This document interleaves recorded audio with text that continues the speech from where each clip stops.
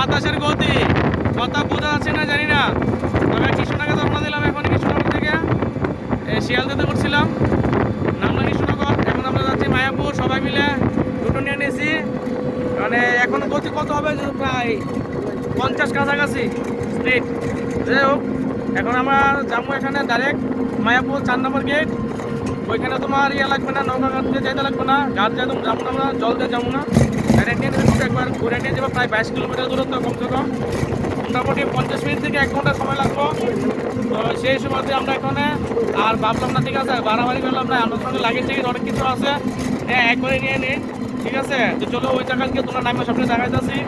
তো কত টাকা নিচে না আছে তোমরা সবাই নাই, তোমার ভাড়াটা খোয়া যেত না, না করতে তো ভাড়াটা বলে কথা, ভাড়াটা বলে নাকি তাদের সমস্যা হয়, পরে লোকজন এসে সমস্যা করে, ঠিক আছে। তো তোমরা যদি কিছু বলা থাকে কমেন্ট বসে জানাও। নেক্সট ভিডিও হবে খুব তাড়াতাড়ি। চলো মায়াপুরকে দেখা করতে নেক্সট ডেস্টিনেশন, ঠিক আছে চলো।